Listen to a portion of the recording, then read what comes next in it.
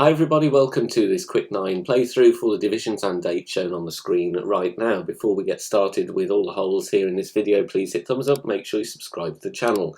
With any Jubilee Grove shots here, bear in mind these feature the nighttime version, but if you've got the daytime version in the game, the holes play exactly the same way. Remember to tweak according to your club's balls and play style. Here we go.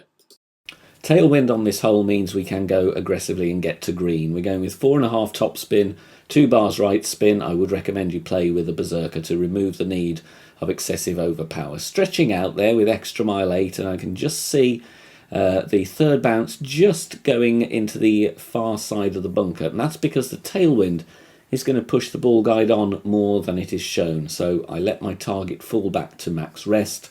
Then I'm going to adjust max plus 10 power 5 numbers, and I'm going to do a small push up here, and I'm pushing up by 3 rings, and that's based on the amount I'm estimating I need when I was stretching out my target. Obviously the top spin will vary. If you have a much stronger tailwind, then you will need to dial the top spin back slightly or do less push up. It's one of those you need to just take a token or two and get some tweaks, but we want to bounce once on that pad, second time on that pad into the rough, and then rolling out, and maybe even getting a hole in one. We're going to start and go with a navigator. Actually, you don't need anything more than that. The spin, as you can see here, it is going to be 1 back spin and 1 left spin. Then we are setting up with a no movement target position, so no need to move your target until you come to adjust your rings. With the sniper, the adjustment is mid plus 10, power 1 settings, and regardless of club level, you're going to use sniper 10 numbers. For me, 6 miles an hour wind gives me 5.8 rings. So no movement target, 1 back, 1 left with a navigator. And subject to any wind angle tweaks, you're going to catch the funnel very nicely here, and it will track beautifully for a hole in one. Very good opportunity on this par 3. You're going to play with a Kingmaker, and we're going to go with 4.5 top spin and 2 left spin, setting up a top of plus 14 with extra mile 8, max distance with lower level extra mile at the 6 and 7, half of the clear ring inside the rough on the right hand side, ball guide pointing as shown. Then in this crosswind angle we are going to adjust max plus 10. It may well take you into overpower if you get a slightly more headwind angle than the one I've got in the video here, as it of course could vary. Here though, I'm going with 2.5 rings of overpower. You might have to tweak that depending on your club level and the wind strength and angle you have, but use this as a reference point to work from. Perfect ball away here, and you're looking to get a good roll down the fairway, bouncing over the bunker, and you want to try and find the gap between the trees. Drive distance between 375 and 382 yards. Then we're going to make a sand check. Bullseye directly over the far edge of the bunker in the middle of it. That gives me plus 4, and that's going to help me work out the slider. Then we're adding 3 right spin and approximately 4 back spin. You might need to tweak that or tweak your position, but you want to zoom in on the ball guide and check that it is on the same green square column as the pin, but stopping short as shown, because the tailwind is going to do the rest of the work for us. For a sand check of plus 4 with sniper 9, that would be plus 2 with sniper 10. The adjustment is 30% slider, 10% elevation. And a perfect ball here isn't going to get in the way of the trees at all. Even though it looks close, it's been fine in testing, bounces over nicely, and we drop it beautifully for an albatross on this par 5. On this par 3, if we do have tailwind, we're going to play with the sniper, but any headwind angle we can go with a quarterback rough bump.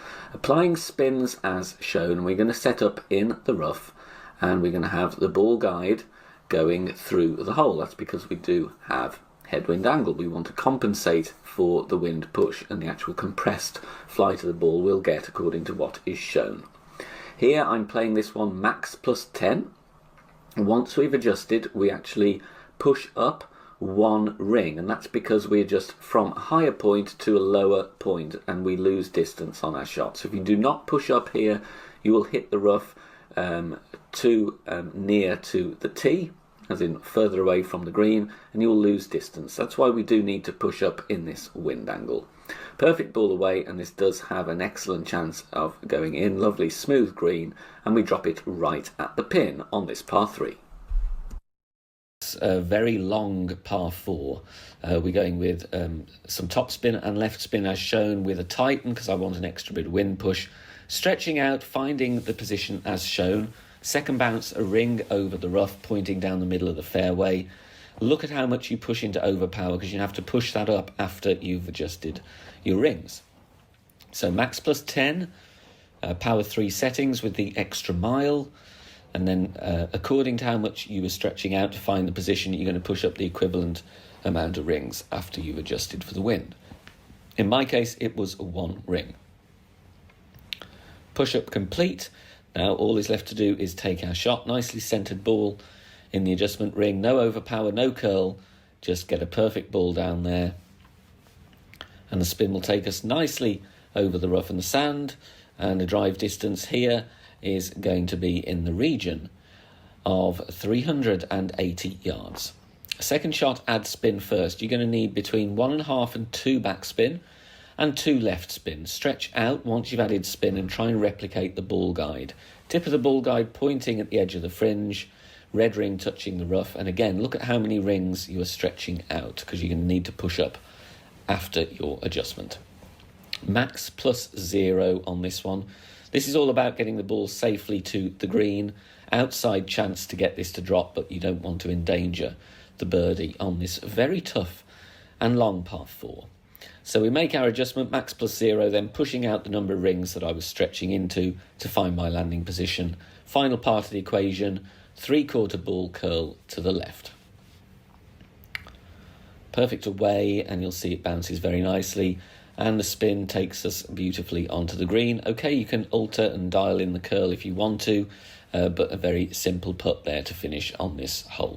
Par 5 now. Obviously, if you are playing an expert and you do have this wind angle, you will have more wind strength than shown here, as this is from Pro, in which case you can send it with max topspin, max overpower, and try and get over the stream and the rough down the fairway for a long iron approach. But if you don't have the wind strength for it or don't fancy it, then lay up. Blue ring touching the rough there with the quarterback 10 at max power 5. And then we are using obviously the quarterback for the wonderful ball guide and accuracy. Max plus 10 is the adjustment here. No need to get giddy with the top spin. Just tap it down safely to lay up towards the end of the fairway. Obviously we don't want to risk the rough. If you do find the rough here, you're not going to be able to reach green in 2. So, reason we're using a berserker is really for the second shot, so we can still use the sniper rather than big dog or cataclysm, because we want ball guide to try and play aggressively. Between 5.5 and 6 top spin, 2 bars side spin to the right, and here I am having to stretch out ever so slightly, but that's fine, we can still work with that. And we're going to see the second bounce in the rough and then the ball guide emerging from the rough, running down to the green and the pin. The adjustment here is maximum distance 5% elevation, max plus 5. And because I was stretching out, I am going to push up the amount of rings that I was needed to find my landing position. So obviously if you do have slightly longer on your drive, you won't need to stretch out and push up, but obviously if you are shorter, then you will need to do that, otherwise you will come in short. Perfect ball away, and the ball bounces in the rough second time very nicely, and we just missed this one a little bit too high, so a fraction too giddy on the push-up, but still a very decent chance. Now, I only had a headwind example on this hole, unfortunately, but the way I play the hole in other wind angles is very similar, so obviously we'll need to tweak this, but the rough bump gives you the best chance. We're playing with a few bars of top spin and 1 bar left spin. Now, depending whether you've got headwind or crosswind from left to right or right to left, you can play on the rough on either side of the fairway, but the rough bump is the best chance. Using the quarterback here, obviously you can see we have direct headwind. Now, I adjust this one max plus 0. In crosswind, I would usually go mid plus 0. So obviously you will need to tweak the setup a bit with the modifier that's in play on this tournament. But the rough bump really is the best way forward. You can see here I'm just a little bit short of pace, but the rough bump is the best chance at the hole in 1 on this tough par 3. Layup option here for nasty wind angles, no target with the rock and a power 3 ball. playing with 2.5 bars of backspin here. We're going to lay up on the right for second shot with our sniper. Obviously, if you do have a decent amount of tailwind, then by all means we should be playing aggressive on the left-hand side with a berserker and as much topspin as possible. Those shots are going to be more feasible in expert rather than pro due to higher wind speeds. Adjustment here is max plus 10. No curl, no overpower, just hit perfect. Using the rock for accuracy and once again ball guide. And this one is going to approach the top left corner of the fairway nicely. Drive distance to 75. Second shot here, we are going to go with a rough bump. Now here, although I am near minimum distance of club, I'm still going to play mid numbers here because that's the adjustment that's working very nicely. In fact, I'm setting up at the minimum distance line first of all, and then just pushing up a few rings to try and find a consistent landing position. 4.5 top spin and between 1 and 1.5 bars side spin to the left. It will vary depending on your drive, so just find a consistent spot in the rough where the ball guide doesn't glitch. Here I'm playing 1-on-1, is mid plus 10 power 3, so 5.2 in wind is 5.2 rings. Then we are going to take our shot, perfect ball away, and there is a nice little route down from the rough here as long as you get that consistent landing position. Very, very good opportunity for an eagle, even though we are laying up and playing with a sniper. If you are enjoying the free content here on the channel and want to help out and keep everything free, then please consider making a small donation. All donations are gratefully received and help me out here on the channel, as all of the content here is produced for free in my own spare time. You can do that in one of 3 ways. You can hit the thanks button here on YouTube, you can make a PayPal donation via the link in the description down below, or you can also join us over on Patreon. Details at the end of the video.